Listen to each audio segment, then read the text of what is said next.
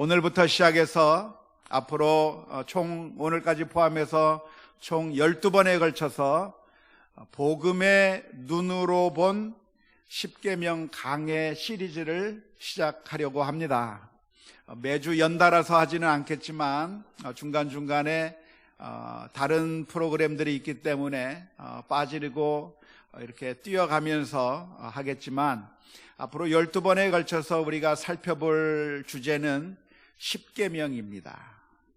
10계명을 우리가 바라볼 때 우리가 어떻게 바라보아야 되는가? 특별히 성경 모든 것들이 예수님께서 우리를 위해서 이 세상에 오셨고, 그리고 십자가 위에서 피 흘려 죽으시고, 그래서 우리를 위해서 십자가 위에서 모든 율법의 요구를 성취하셨을 뿐만 아니라 우리들의 죄를 용서해 주시고 구원해 주신 예수 그리스도의 성취의 사건 아래서 성경 말씀을 읽는 것이 성경을 바르게 읽는 방법이라고 우리가 기억할 수가 있겠습니다. 10계명도 역시 마찬가지입니다. 10계명을 우리가 바라볼 때도 그냥 10계명을 그냥 있는 그대로 보는 것이 아니라 예수 그리스도의 그 보혈의 그 관점에서 예수님께서 우리를 위해서 십자가 위에서 피를 흘려주셨던 그 은혜의 관점 가운데서 이 10계명의 말씀도 읽고 해석하는 것이 우리들에게 필요할 것이라고 생각을 합니다. 그래서 계속해서 우리가 이 10계명의 구절들 하나하나를 살펴보면서 하나님의 뜻을 발견하기를 원하는데, 오늘은 그 서론격으로 오늘과 그리고 다음번에 한 2시간에 걸쳐서는 10계명의 서론격으로 우리가 함께 살펴보려고 합니다. 10계명에 대해서 웨스트민스터 신앙 고백서는 이렇게 설명을 합니다. 하나님께서 사람에게 요구하신 순종의 법칙이 도덕법인데, 이 도덕법은 10계명에 요약되어 있다라고 설명하고 있습니다. 우리가 인생을 살아가면서 하나님의 뜻을 알고 하나님의 뜻에 순종하는 것이 중요한데, 하나님의 뜻이 무엇인가, 하나님께서 우리에게 원하시는 것이 무엇인가를 많은 것들이 있는데, 그 하나님께서 우리에게 요구하시는 것을 요약해 놓은 가장 중요한 도덕적인 법칙이 무엇인가?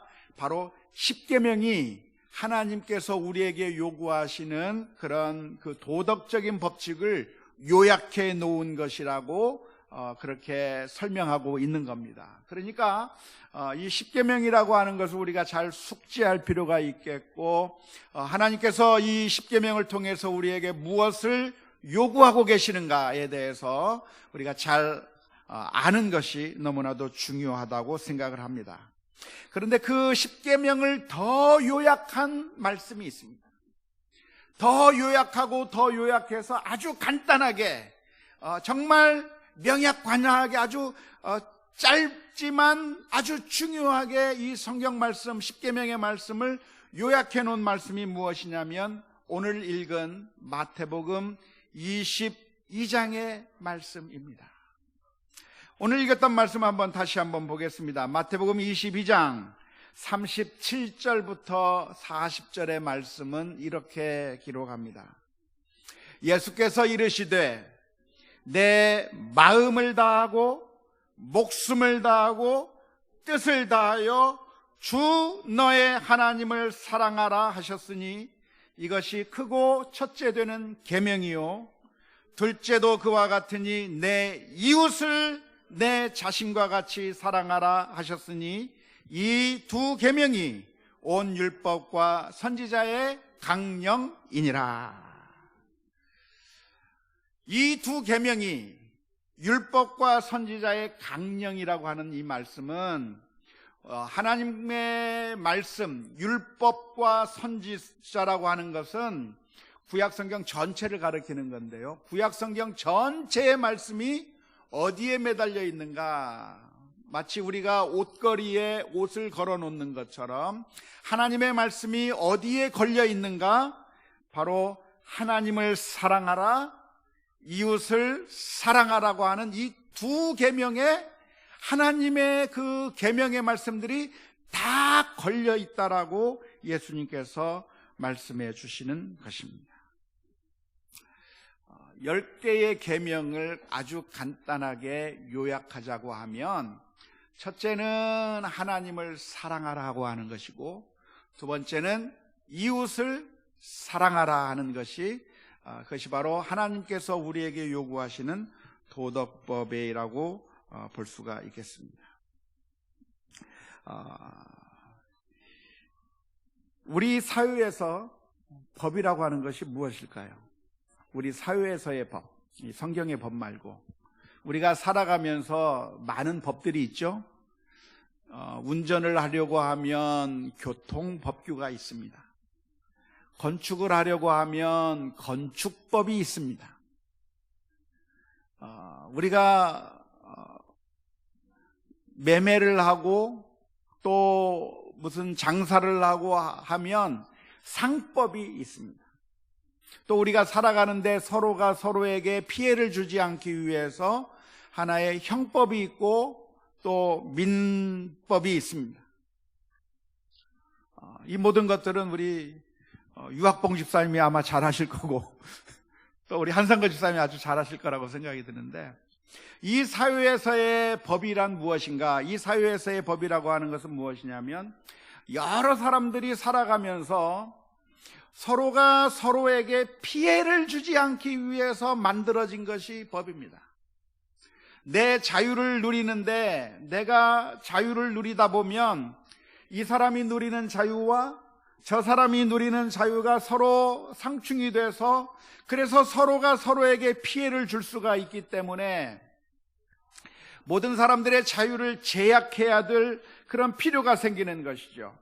다른 사람들에게 피해를 입히지 않으면서 나 자신의 이익을 최대한으로 얻기 위해서 우리가 지켜야 할 최소한의 규범을 가리켜서 그것을 법이라고 이야기할 수가 있겠습니다.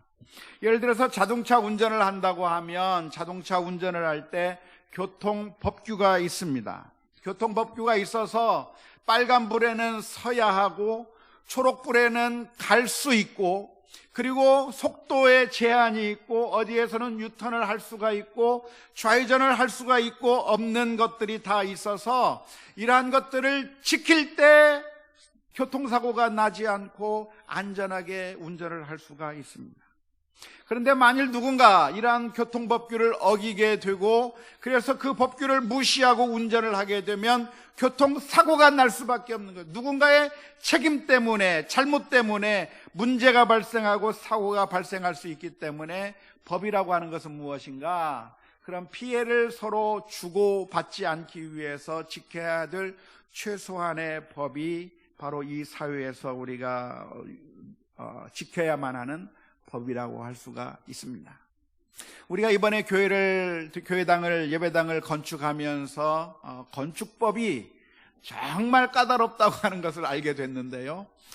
평상시에는 별로 관심이 없었지만 우리 예배당을 개축하면서 이 예배당을 짓기 위해서 필요한 법칙들이 너무나도 많이 있고, 그래서 일조권을 지키기 위해서 우리가 다 지을 수 있는 것이 아니라 우리 땅 경계로부터 어느 정도 안쪽으로 들어와서 지어야만 하는 것이고 등등 여러 가지 그 법칙들을 잘 지켜야만, 그래야 다른 사람들과 같이 살아가는 데 있어서 피해를 주지 않으면서 또한 나의 이익을 최대한도로 유지할 수 있는 그런 것들이 법이라고 말할 수가 있겠습니다.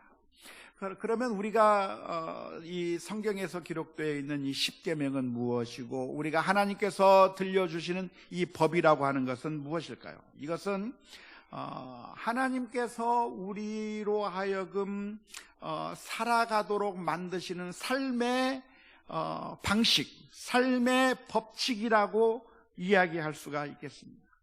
하나님의 형상으로 지음을 받은 우리가 하나님께서 원하시는 삶을 살아가도록, 하나님께서 원하시는 삶을 살아가도록 만드는 것이 성경에서 말하고 있는 법이라고 할 수 있겠는데요. 특별히 이 법은 최소한의 규범이 아니라 오히려 최대한의 생활 방식이라고 이해하는 것이 좋습니다. 다른 사람한테 피해를 안 주기 위해서 억지로 지켜야 되는 법이 아니라 어떻게 하면 우리가 하나님의 뜻대로 살아갈 것이고, 어떻게 하면 하나님을 기쁘게 할 것이고, 어떻게 하면 우리가 하나님께서 우리를 만드시는 그 원래의 목적을 이루면서 살아가게 할 것인가를 규정하고 있는 것이 하나님께서 우리에게 주신 법이고, 그런 의미에서 하나님께서 우리에게 주신 법은 이 세상의 법과는 달리 이 세상의 법은 소극적이고 제한적이고 최소한의 규정을 이야기하고 있는 것이라고 한다면, 하나님께서 우리에게 원하시는 삶은 최소한으로 억지로 하는 것이 아니라 정말 적극적이고, 그리고 최대한대로 하나님께서 무엇을 원하신가를 발견하면서 살아가는 그것이 하나님께서 우리에게 원하시는 그런 요구사항이라고 하는 것을 기억해야 될 줄로 믿습니다. 그런데 하나님께서 우리에게 요구하시는 것이 무엇인가? 모든 법들이 많이 있는데 그 두 개를, 그 모든 것들을 다 요약하면 간단하게 하나님 사랑, 이웃 사랑, 사랑의 이중계명으로 요약할 수 있다고 하는 겁니다. 하나님을 사랑하는데 법이라고 하는, 지금 우리가 10계명, 계명, 법이라고 하는 것을 다루고 있는데, 이 법이나 계명을 예수님께서 표현할 때 무엇으로 표현하냐면 사랑이라고 하는 말로 표현했다고 하는 것에 주목해 보십시오. 우리 일반적인 우리가 이 사회에서 지켜야 될 법들은 사랑은 아닙니다. 그냥 서로 피해 주지 말자, 우리 서로 방해하지 말고 살자, 최소한의 규정만 지키면서 살자 하는 것이 이 세상의 법칙이라고 한다면, 하나님께서 우리에게 주시는 법은 무엇이냐면, 예수님께서 다른 말로 법을 다른 말로 표현한 것이 사랑이라고 표현하고 있습니다. 그래서 우리가 하나님을 사랑하고 이웃을 사랑하는 마음으로 이 모든 것들을 실천해야 되는 것이죠. 그런 의미에서 하나님께서 우리에게 주시는 법은 최소한으로 지키는 것만 가지고는 그 하나님의 말씀을 제대로 순종했다고 말할 수 없고, 최대한으로 지켜야만 그것이 제대로 하나님의 말씀에 순종하는 것이라고 알 수가 있습니다. 자, 부모가 자녀를 위해서 어떻게 해줘야 부모가 자녀를 위해서 제대로 해줬다고 이야기할 수 있을까요? 부모가 자녀를 기를 때 어떻게 자녀들에게 사랑을 베풀어 줘야 제대로 사랑을 베풀어 주었다고 말할 수 있겠습니까? 놀랍게도 법이 있습니다. 미국에 가도 부모가 해야 할 법이 만들어져 있습니다. 우리나라에도 법이 있는데요, 만일 부모가 자녀들을 제대로 양육하지 않고 자녀들을 방치하거나 자녀들에게 충분하게 그 필요한 것들을 공급하지 않고 자녀들을 학대한다면 어떤 일이 발생하겠습니까? 미국의 법이 아주 무서운 법이 있는데요, 자녀들을 빼앗아가 버립니다. 이제 한국에 사시다가 미국에 오신 분들이 종종 실수하는 것 중에 하나가 무엇이냐면, 우리 자녀들을 제대로 잘 관리하지 않아가지고 그래서 자녀들을 뺏기는 위험에 처하시는 분들이 종종 있습니다. 커네티컷에 어떤 목사님이 계셨어요. 근데 그 목사님이 자녀가 아주 어린 자녀가 있었습니다. 아주 갓난아기 아무튼 아주 굉장히 어린 자녀가 있었는데 새벽에 새벽 기도를 가는 겁니다. 목사님과 사모님이 새벽 기도를 가는데 새벽 기도 갈 때 아이들을 다 들쳐매고 그리고 다 데리고 새벽 기도 갈 수 없잖아요. 그러니까 어떻게 하죠? 아이들 자고 있으니까 그냥 목사님, 사모님이 새벽 기도에 온 거예요. 새벽 기도 가서 기도 열심히 하고 집으로 돌아갔는데 난리가 난 겁니다. 집에 경찰이 와 있고 지금 경찰자들이 불을 반짝반짝거리면서 지금 난리가 아닌 거예요. 알고 봤더니 그 큰애가 일어나가지고 엄마 아빠가 안 보니까 엄마 아빠 하면서 어딨어 하고 돌아다니다가 문을 열고 밖으로 나온 거예요. 갓난아기는 집안에서 잠자고 있는데, 그런데 미국 경찰이 와서 보니까 부모가 돼가지고 자녀들끼리 방치해놓고 사라져버린 이 책임없는 부모를 어떻게 할 것인가, 난리가 난 겁니다. 보니까 집안에 들어와서 보니까 집안에 식칼이 놓여져 있는 거예요. 당연히 있죠. 집에 식칼 없는 집이 어디 있습니까? 그런데 어린아이가 있는 집에 식칼이 방치되어 있고, 그래서 위험한 상황에 우리 아이들을 방치해 두어서 이 자녀들을 부모로부터 빼앗아가서, 그래서 고아원 이 양육하는 그 기관에, 자선 기관에 그 아이들을 맡겨버리고, 그 부모님은 자격이 없다고 해서 부모님들로부터 자녀들을 빼앗아버리는 그런 위험을 당한 적이 있었는데, 실제로 빼앗겼는지 안 빼앗겼는지는 모르겠습니다.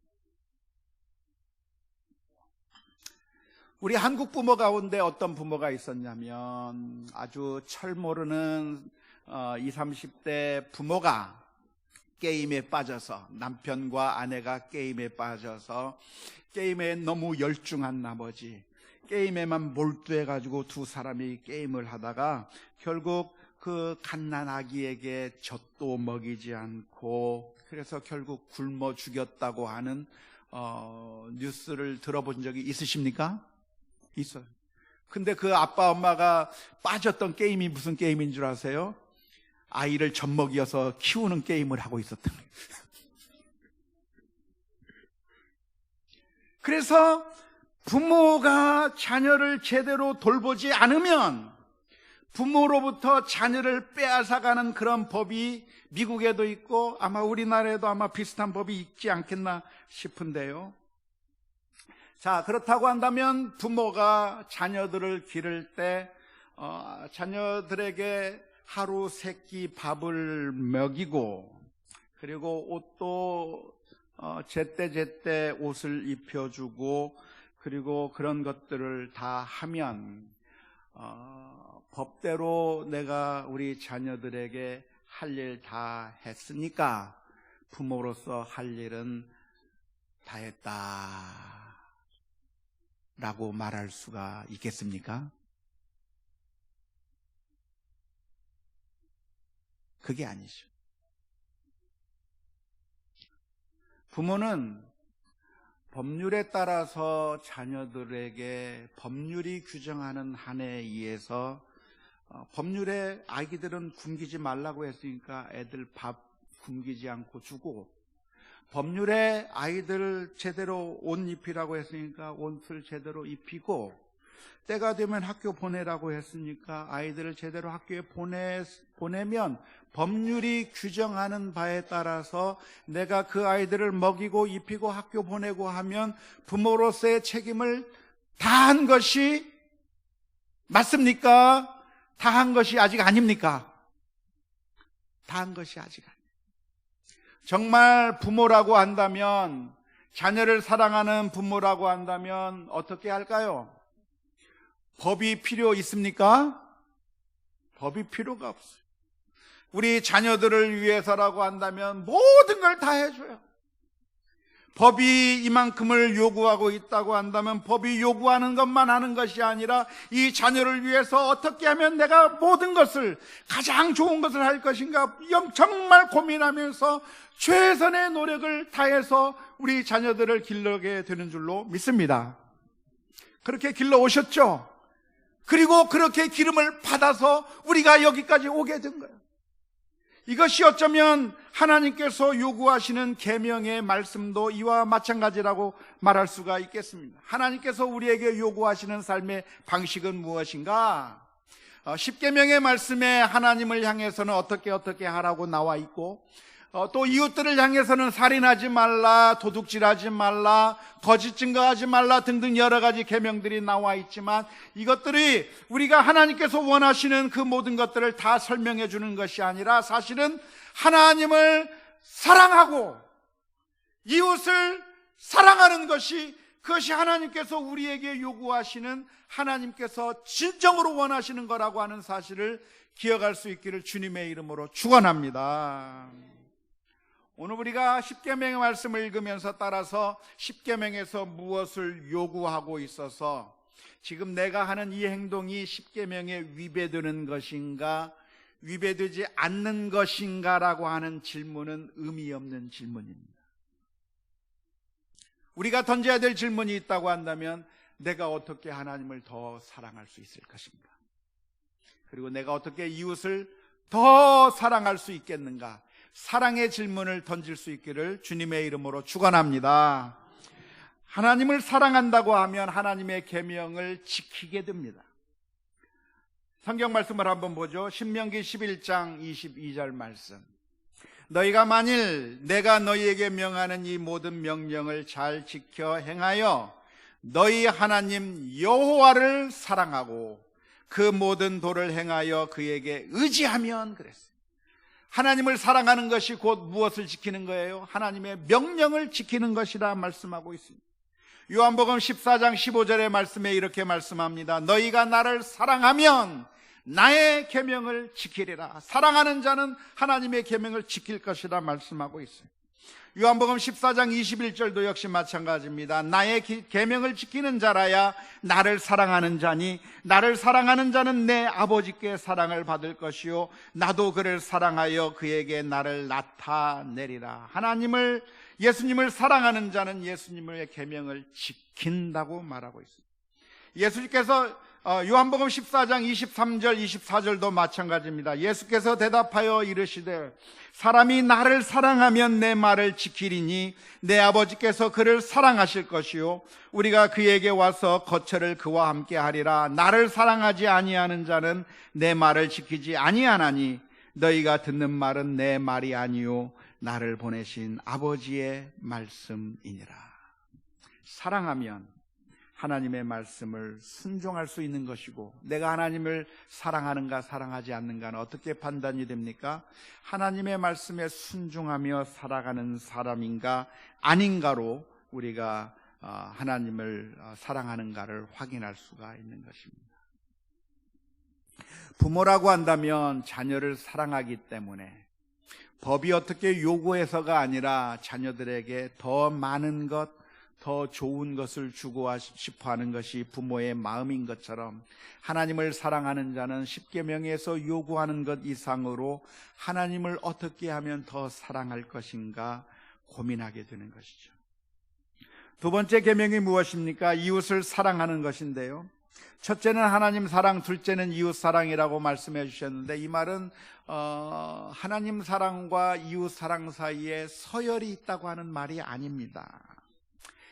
두 가지를 한꺼번에 이야기할 수 없어서 순서대로 이야기를 했지만, 예수님의 말씀은 무엇이냐면 첫째 계명이나 하나님 사랑의 계명이나 이웃 사랑의 계명이나 똑같은 계명이라고 하는 거예요. 서열이 있는 것이 아니라 똑같이 중요한 계명이고, 하나님을 사랑하는 사람은 이웃을 사랑할 수밖에 없는 것이죠.